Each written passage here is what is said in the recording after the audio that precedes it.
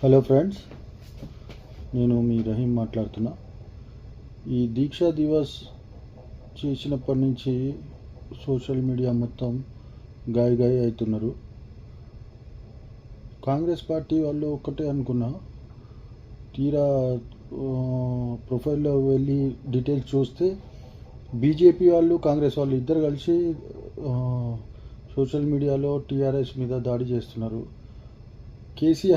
కేసీఆర్ తెలంగాణ ఉద్యమం ఎన్ని సంవత్సరాలు చేసిండు, ఆయన చావు నోట్లో తలపెట్టి తెలంగాణ సాధించిండా లేదా అనేది అందరి మనసులకు తెలుసు.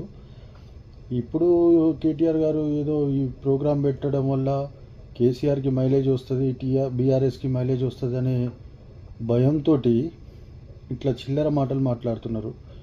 ఇది సరికాదు. ఎందుకంటే ఉద్యమాన్ని ముందలుండి నడిపించేటోడే నాయకుడు. కేసీఆర్ ఉద్యమం చేయబట్టే తెలంగాణ వచ్చింది.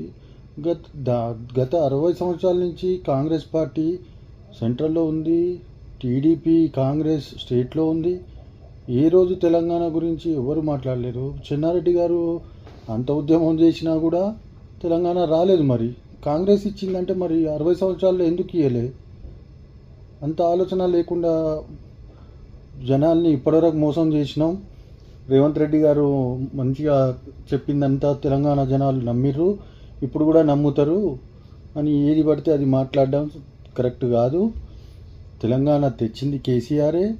కేసీఆర్ అనేటోడు లేకుంటే తెలంగాణ ఆ రూపంలో ఉండకపోయేది.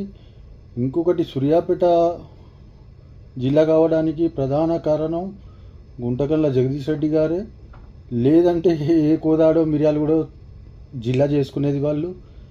తెలంగాణలో సగం భూభాగం కాజేయాలని అప్పట్లోనే ప్లాన్ నడిచినాయి. కేసీఆర్ గారి చతురత వల్ల, ఆయన తెలివితేటల వల్ల, ఆయన తెగింపు వల్ల ఈరోజు ప్రపంచ పటంలో తెలంగాణకు ఒక గుర్తింపు ఉంది. కేటీఆర్ గారి కృషి వల్ల ప్రపంచంలో హైదరాబాద్కి ఒక పేరు వచ్చింది. ఒక ఐటీ హబ్ లెక్క, ఒక బెంగళూరు తర్వాత హైదరాబాదే అన్నట్టు తెచ్చిర్రు. అంటే దాని వెనకాల వాళ్ళ కృషి చాలా ఉంది.